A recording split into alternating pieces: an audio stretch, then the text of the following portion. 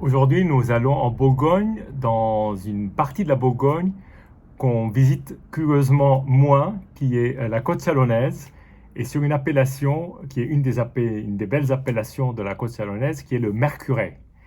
Et c'est l'histoire d'un domaine qui existe depuis, en fait, pas si longtemps que ça, parce qu'il a été repris par la famille qui s'occupait des vignes pour le compte d'un propriétaire, l'ancien propriétaire du domaine. Et donc, le père qui s'appelle Jean-Jacques, qui travaille avec son fils, qui s'appelle Sébastien. Donc, c'est la famille Gault, G-A-U-L-T, comme Gault et Millau. Ça n'a rien à voir, mais bon, voilà. Et donc, Jean-Jacques, le père, et Sébastien, maintenant, depuis un peu plus d'une vingtaine d'années, ont repris le domaine à leur compte suite au décès du propriétaire.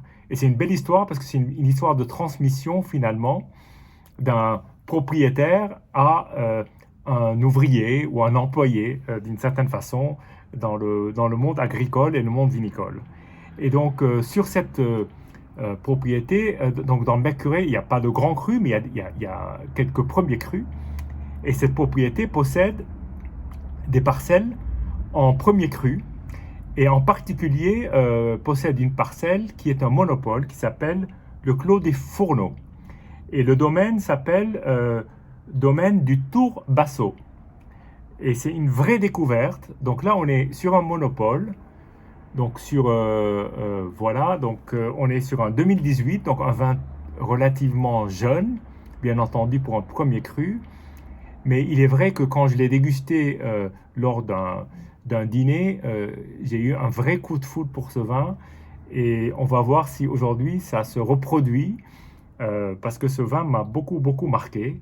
Et sur cette parcelle-là, donc sur ce clos des Fourneaux, le domaine a des parcelles en pinot noir et d'autres parcelles en chardonnay.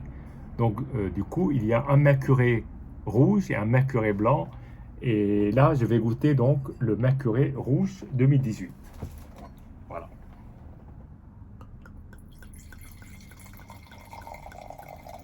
Alors d'abord, je me souviens parce que ce qui m'avait beaucoup frappé lors des précédentes dégustations, c'est cette très très belle couleur.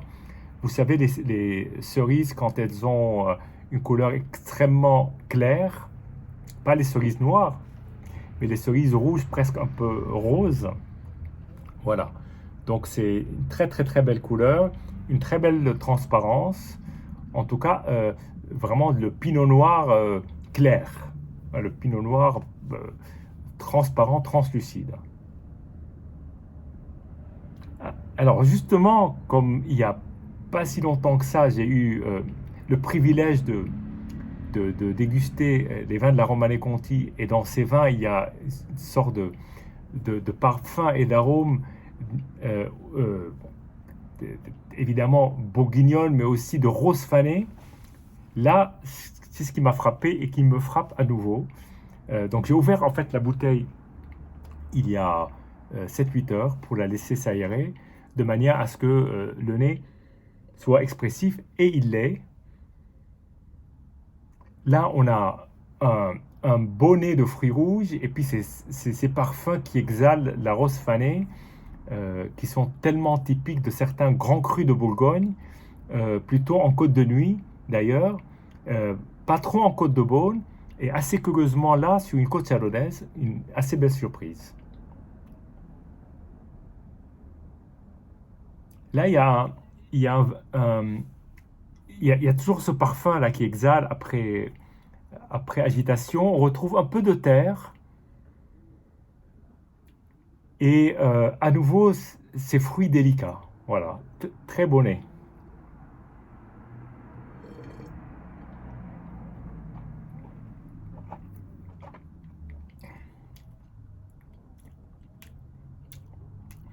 C'est une merveille, ce vin. C'est vraiment une merveille, assez surprenant dans cette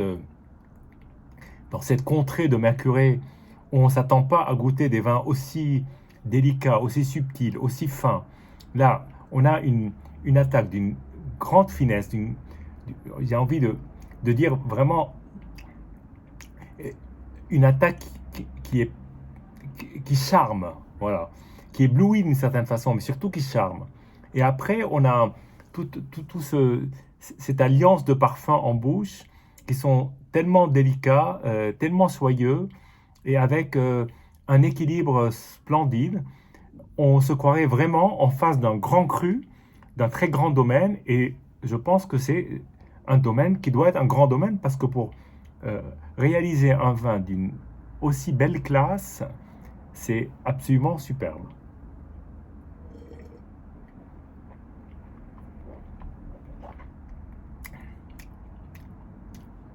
Très beau, très très beau. Il faut le goûter. Il faut le goûter. Il y a vraiment des parfums, griottes, petits fruits, et puis ce- ce- cette saveur indéfinissable qui embaume le palais, et puis une belle fin extrêmement agréable, doucereuse, avec une très fine acidité, un très bel équilibre. Vraiment, c'est un super vin. Bravo au domaine du Tourbasso pour son euh, premier cru des fourneaux 2018, donc un monopole, ce qui me donne aussi envie, bien entendu, de goûter ces autres vins. Bon là, c'est probablement le haut de gamme, mais sûrement il y a d'autres premiers crus qui doivent valoir la peine, en tout cas, et le voyage. À très bientôt.